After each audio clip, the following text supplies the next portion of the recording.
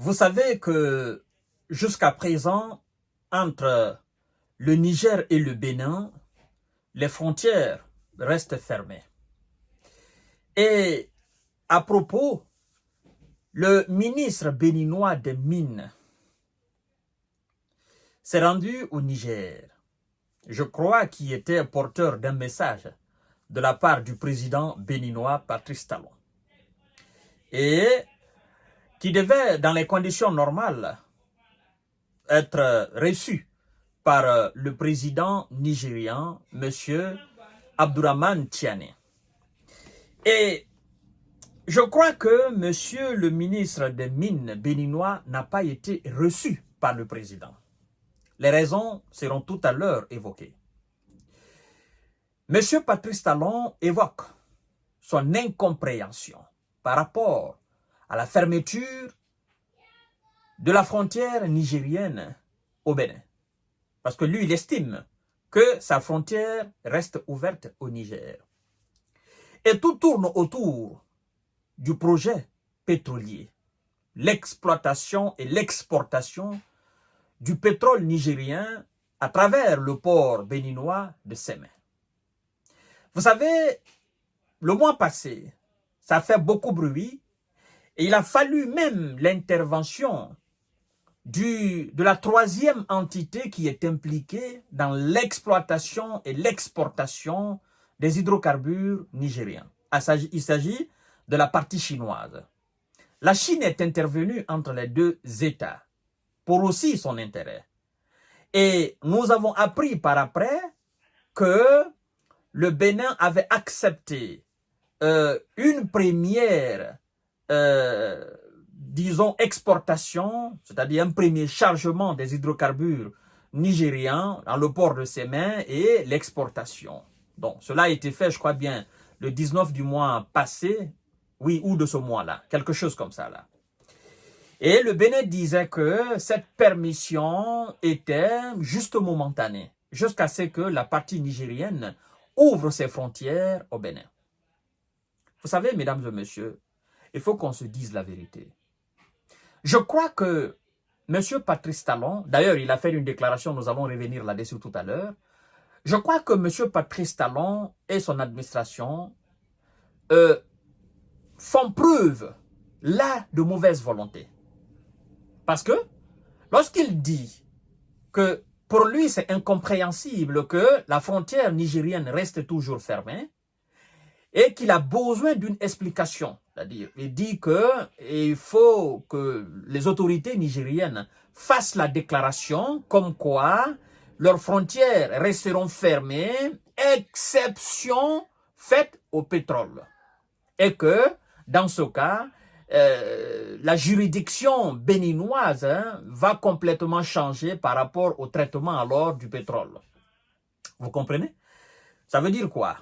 Ça veut dire au moment où le Niger et le Bénin signaient le contrat de conception et d'installation du pipeline, ce pipeline géant de plus de, je crois bien, plus de 2000 km, au moment qu'ils signaient ce contrat, ça veut dire que l'affaire des sanctions CEDEAO n'était pas dedans. D'accord? Le pétrole était au-dessus des sanctions nigériennes. Donc, des sanctions de la CEDEAO. Les sanctions de la CEDEAO, je veux dire, ne touchaient pas le projet pétrole qui est lié au port de Bénin. Ce n'était pas lié. Maintenant, le Niger a passé le message une fois, deux fois, trois fois, quatre fois. Et le Niger ne cesse de passer le message qui fait que sa frontière reste fermée. Les autorités béninoises font preuve de mauvaise foi. Le Niger est clair. À moins que vous ne soyez pas de bonne foi, vous ne soyez pas animé de bonne foi. Le Niger dit quoi? Le Niger dit quoi? Écoutez bien, mesdames et messieurs. Le Niger dit, nous avons la preuve évidente que les troupes étrangères que nous avons chassées de notre territoire sont installées au Bénin. et donne formation à des individus considérés par nous comme des terreaux qui viennent déstabiliser notre pays, qui viennent attaquer notre pays. Nous avons cette preuve. Et pour des raisons de sécurité, nous ne pouvons pas ouvrir notre frontière en tant que ces individus sont installés, n'est-ce pas, sur le territoire béninois. Dans ce cadre figure, le Bénin ne nie pas la présence de cette force étrangère au Bénin. Le Bénin ne nie pas. Le Bénin ne nie pas sa coopération avec, n'est-ce pas, cette force étrangère au Bénin. Le Bénin ne nie pas cela. Dans ce cadre figure, mesdames et messieurs, si vous êtes animés d'une très bonne foi, vous devez comprendre les inquiétudes légitimes et légales des autorités nigériennes. Vous comprenez? Je veux quand même dire à M. Patrice Talon, qui m'a l'air très intelligent, que bien que les États-Unis aujourd'hui soient opposés à la Russie et que les États-Unis constituent aujourd'hui le porte-flambeau, n'est-ce pas, de l'Occident face à la Russie, les États-Unis qui dégainent matin, midi, soir des sanctions contre la Russie, bien que, n'est-ce pas, nous avons assisté à des multitudes de sanctions de la part des États-Unis contre la Russie, je veux quand même signaler à M. Patrice Talon que les mêmes États-Unis évoluent dans plusieurs domaines avec la Russie, malgré les sanctions américaines contre la Russie. Qu'est-ce que je veux dire clairement? Je veux dire, en termes clairs, que le Bénin peut très bien travailler avec le Niger dans le transport des hydrocarbures nigériennes, passant par le port béninois sans que le Niger n'ouvre sa frontière. C'est faisable. L'Amérique et la Russie, jusqu'à présent, travaillent de concert pour monter dans l'espace.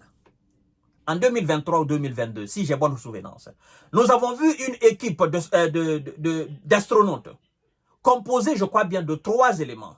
D'accord? Il y avait 2 Russes et une Américaine.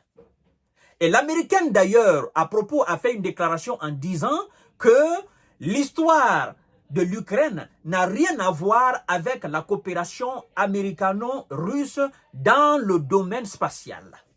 Ça a été clair. Ils sont en conflit, ils sont opposés, mais dans ce domaine, ils travaillent de concert. Il y a bien des domaines comme ça. Jusqu'à très récemment, l'Amérique consommait toujours le nucléaire russe, l'uranium en Russie russe. C'est tout dernièrement, ce mois-là même, ils ont fait la déclaration comme quoi nous allons dorénavant interdire l'exportation de l'uranium. Mais jusqu'à l'instant où je suis en train d'enregistrer cette émission-là, l'Amérique continue toujours de consommer les engrais russes. Les Européens continuent toujours de consommer les engrais russes. Pourtant, ils sont en train de sanctionner la Russie. D'ailleurs, ils viennent d'augmenter la taxe du moins d'exportation des céréales russes qui entrent en Europe. Ça montre combien de fois ces gens, ils ont atteint un certain niveau d'intelligence que c'est très difficile à comprendre. Parce que vous allez vous poser la question, comment se fait-il qu'avec ces multitudes de sanctions, la division qui est totale, l'opposition qui est palpable entre le bloc occidental et la Russie, que ces mêmes personnes travaillent encore dans d'autres domaines, ils commercent encore entre eux? Comment se fait-il? Ben écoutez, ce sont des intérêts. Moi, j'aurais souhaité que M. Patrice Talon, qui m'a l'air très intelligent, soit beaucoup plus intelligent, mette l'intérêt supérieur de la nation en disant, d'accord, gardez la frontière nigérienne fermée, nous travaillons dans le domaine de l'exportation et du transport du pétrole nigérien.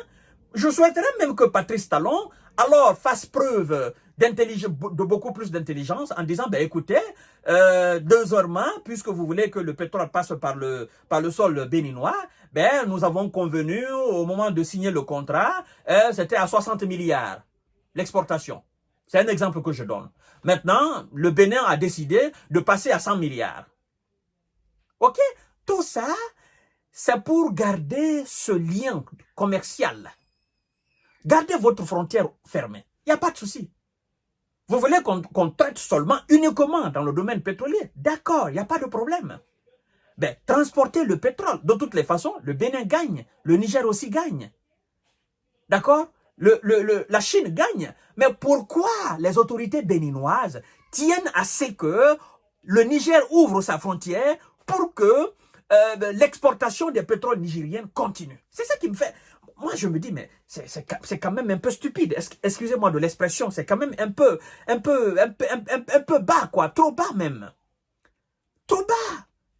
Aujourd'hui, il y a des nations qui sont opposées entre elles, mais n'empêche ces nations de travailler dans d'autres domaines. Monsieur Patrice Talon, laissez le Niger fermer sa frontière. Vous avez votre frontière qui est ouverte. Laissez le Niger fermer sa frontière avec le Bénin. Si le même Niger estime que ce qui peut vous lier actuellement, c'est seulement ce domaine pétrolier, acceptez, parce que le pétrole ne va pas transiter, n'est-ce pas, au Bénin gratuitement. Le Niger va payer une forte somme au Bénin. Vous gagnez. Qu'est-ce que vous avez à gagner dans l'ouverture des frontières nigériennes au Bénin? Hein? Mais si vous dites que, en tant que le Niger n'ouvre pas sa frontière, le transport des pétroles nigériens, des hydrocarbures nigériens ne va pas continuer au Bénin, mais vous perdez. Là, vous faites preuve de naïveté. Nous sommes dans un monde où il faut sauvegarder les intérêts. Nous sommes, les États surtout, partout un État doit gagner énormément d'argent, ben, laisse les politiques mesquines, des guerres intestinales qui ne peuvent que desservir la cause béninoise. C'est ça la politique des Américains. Même si l'Amérique vous déteste 1000 fois, mais si l'Amérique voit quelque chose chez vous, que en réalité, en exploitant cela, ça va permettre à l'Amérique de gagner assez d'argent, l'Amérique va traiter avec vous, bien qu'elle vous déteste, bien qu'elle vous fait la guerre, mais si c'est dans l'exploitation de ce domaine-là, l'Amérique sent qu'elle peut gagner, mais l'Amérique traite avec vous. C'est ça la politique au fait. C'est ça le mystère de la politique. Et c'est ce que le Bénin doit comprendre. La fermeture des frontières nigériennes, c'est pour les Nigériens. Elle est légitime et légale. Vous n'avez rien à faire avec ça. D'accord? Vous n'avez rien à faire avec ça. Continuez de travailler dans le domaine pétrolier. Point barre. Empochez ce que vous avez empoché pour l'État béninois jusqu'à ce que le Niger soit alors content demain d'ouvrir ses frontières. Point barre, c'est tout. Et puis vous continuez les échanges commerciaux. Point. Mais pour le moment, laissez le Niger fermer ses frontières. Le Niger dit que vous avez des gens sur votre sol qui ferment des terreaux pour attaquer ce pays. Mais laissez le Niger continuer à transporter le pétrole et embaucher de l'argent. La taxe est embauchée, c'est tout. C'est tout, mesdames et messieurs. Alors, chers dames, chers messieurs, chers demoiselles, je pense que vous avez compris. Partagez la vidéo dans tous les groupes possibles. Abonnez-vous sur cette page Infomonde. Mais aussi, abonnez-vous sur ma chaîne YouTube qui est Kanté J Visionnaire, le vrai. Surtout, abonnez-vous sur cette page. À tout à l'heure pour notre série d'informations.